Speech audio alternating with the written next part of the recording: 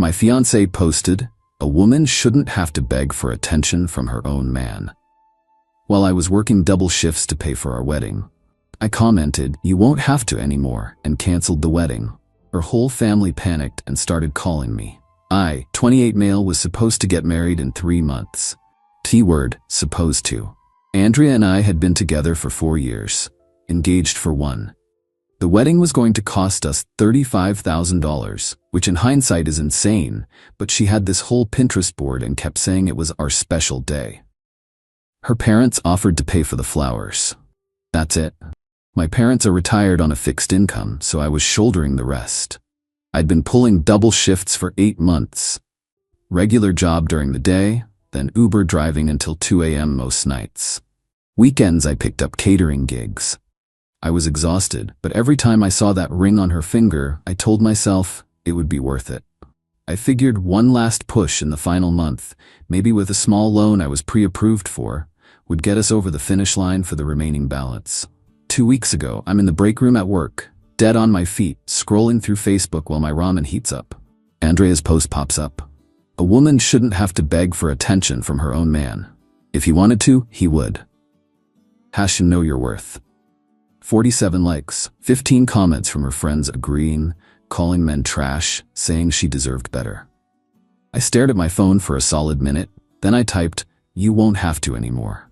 Hit enter, put my phone on silent, went back to work. By the time my shift ended, I had 73 missed calls, 142 text messages. My voicemail was full. Her mom, her dad, her sister, her friends, my friends, people I hadn't talked to since high school, everyone was blowing up my phone.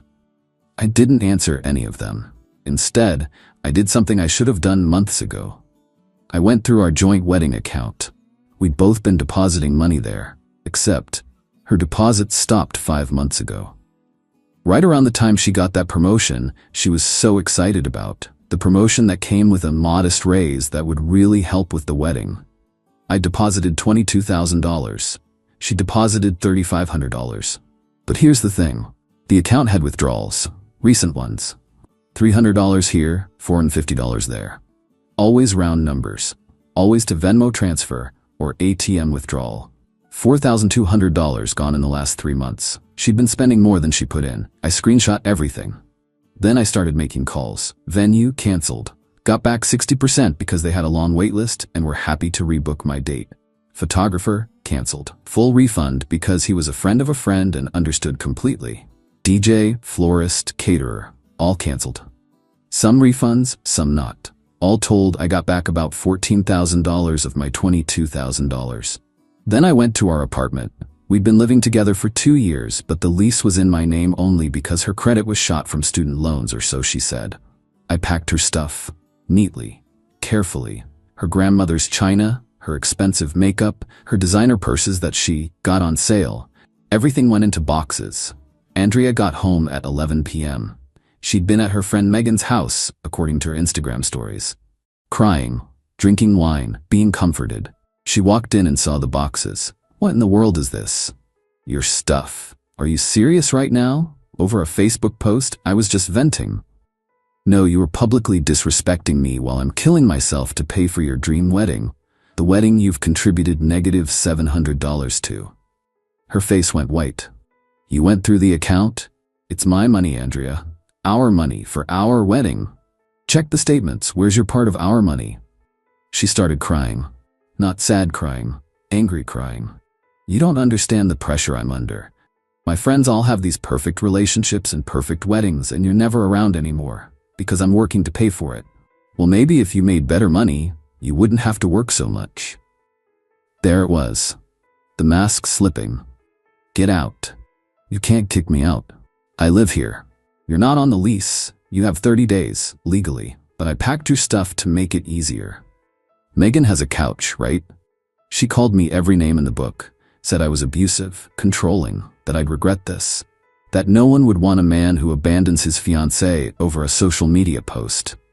I let her rant. Then I said, the wedding's off. I already canceled everything. Check your email. I forwarded you all the confirmations. She actually lunged at me. I stepped back, pulled out my phone, and started recording. She caught herself, but the damage was done. Leave now. or I call the cops. Your choice. She left. Slammed the door so hard the neighbors came out. Update 1. The next morning, I woke up to find out I'd been put on blast across social media. Andrea had posted this sob story about how I'd thrown her out in the middle of the night with nowhere to go. It was 11 p.m. and she went to Megan's.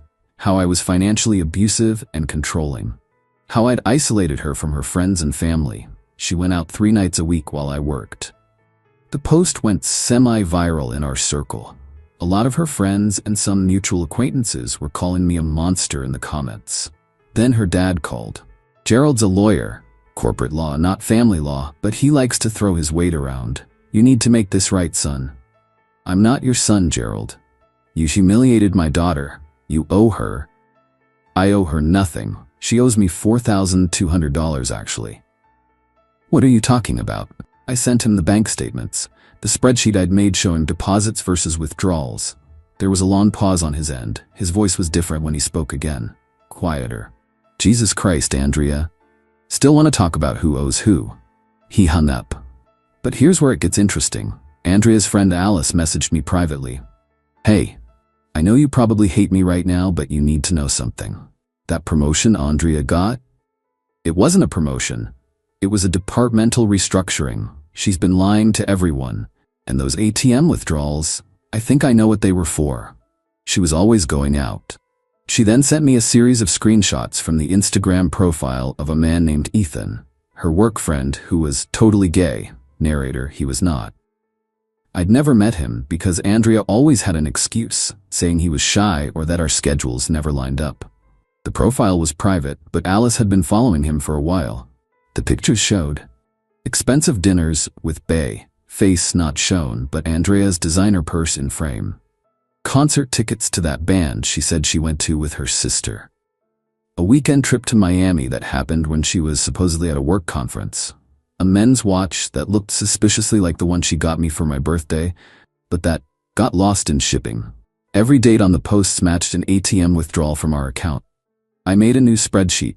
Dates, amounts, Ethan's posts. The correlation was undeniable.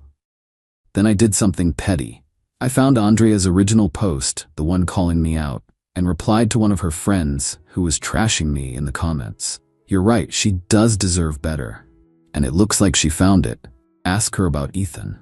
And the $4,200 she withdrew from our wedding account for their dates.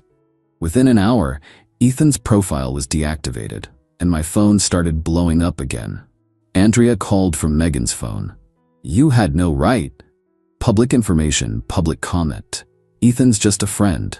Friends don't take $4,200 worth of secret dates funded by their friend's fiancé. It wasn't like that. Then what was it like? Silence. Then, you were never here. You were always working or tired or to pay for your wedding. It wasn't just my wedding. Name one thing about that wedding that was my choice. One single thing. More silence. The color of the napkins? The flavor of cake? The venue? The date? The song for our first dance? You wanted to add Ethan to the guest list, for crying out loud. Name one thing I picked. She hung up. Update 2. 3 days later, her mom called. Doris wanted to have a family meeting to sort this all out like adults. She suggested a neutral location, a Starbucks near their house.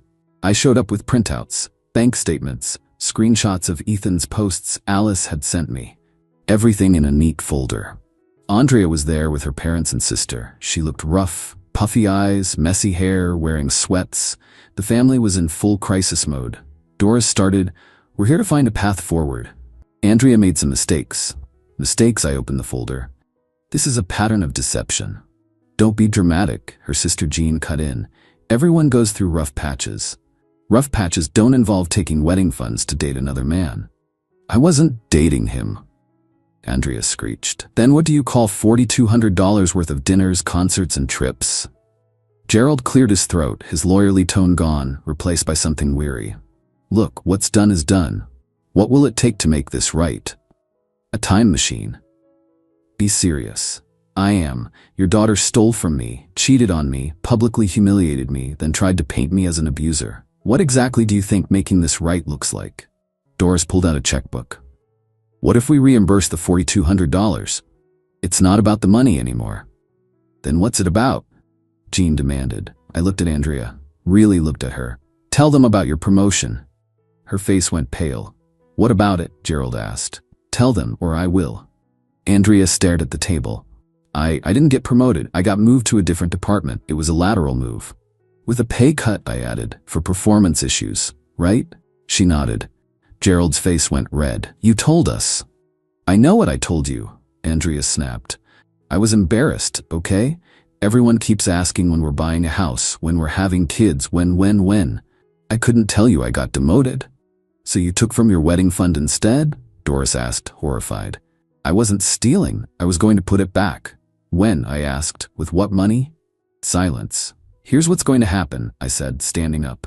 Andrea has 27 more days to get her stuff out of my apartment. I've already separated our phone plans, Netflix, everything. The wedding is canceled. I've taken the financial hit on that. We're done. No reconciliation, no second chances, no working it out. Done. You can't just, Jean started. I can and I am. And if any of you continue harassing me on social media or otherwise, I'll consider it grounds for a restraining order. Gerald, you should know better. Gerald nodded slowly, looking drained. He's within his rights, Jean. I turned to leave, then stopped. Oh, and Andrea? That Facebook post about not begging for attention? You were right, you shouldn't have to beg. Neither should I. The difference is, I was too busy providing to notice I was being played. Update 3. It's been 3 weeks now. Andrea moved out on day 26, just under the wire. Sent her brother to get the last of her stuff. Didn't even try to contact me herself. The social media storm died down after a few people who knew the real story started speaking up privately. Alice wasn't the only one who had suspicions, but didn't want to get involved. Thanks for that, guys. I went back to working normal hours. Weird how not killing yourself with double shifts improves your mental health. Who knew? But here's the plot twist nobody saw coming, including me. Last week, I got a LinkedIn message from a name I didn't recognize. Ann Teeth? Senior recruiter at a tech firm I'd applied to months ago, before the wedding planning consumed my life. Hi, I know this is unconventional, but I came across your resume again through a mutual connection. I'm reaching out because we have an opening that might interest you, and your background is exactly what we're looking for. Would you be open to a conversation? Turns out, mutual connection was Alice. She works in HR at a different company and had shared my resume with some contacts, hoping to help me out after everything went down, without telling me. Long story short, I had the interview. It was the best interview of my life. The job would be a 40% pay increase, with remote work options and actual work-life balance. I have a second interview next week, but for the first time in a year, I feel optimistic. Meanwhile, through the grapevine, small city, people talk, I heard Andrea and Ethan are officially together now. Moved in together after just 3 weeks. Her parents are mortified. Apparently, Ethan's lease was up anyway, and splitting rent was cheaper than both paying separately. How romantic. Gerald sent me an email last week. For what it's worth, you dodged a bullet. I'm sorry for my part in enabling her behavior. Best of luck in your future. I didn't respond. What was there to say? Jean tried to add me on Instagram last night. Her bio now says, Auntie to be, coming late 2025. So there it is. Whether Andrea knew at our family meeting, I'll never know. Don't really care anymore. Blocked her anyway. The wedding would have been this Saturday. Instead, I'm taking myself on a solo trip with some of that refunded vendor money. Nothing fancy, just a cabin in the mountains. Might do some hiking. Might just sleep for 3 days straight. My phone's been turned off since yesterday. It's nice. Oh, and that Facebook post that started it all? It's still up, now with 234 comments, mostly drama from the last few weeks. But Andrea's account is deactivated now, so only the memories remain. Someone screenshot it and sent it to me with the caption, "This aged like milk." I laughed, then deleted Facebook entirely. Best decision I've made in years. Well, second best. The first was typing, "You won't have to anymore." Edit, since someone asked, yes, I'm in therapy now. Started 2 weeks ago. Turns out working yourself to death for someone who's actively betraying you leaves some scars. Who would have thought? And no, I don't regret how I handled it. Could I have been more mature? Maybe, but I was running on no sleep, betrayal, and gas station coffee. I did the best I could with what I had. To everyone saying I should sue for the money, it's not worth it. I'd spend more on lawyers than I'd recover. Sometimes you just take the L and move on. Also, a message to Team Ethan out there. Cheating is cheating, whether you're the one in a relationship or knowingly participating in breaking one up. He knew she was engaged. Final thought. If your partner starts posting passive-aggressive relationship quotes on social media, just talk to them or run. Honestly, running might be better.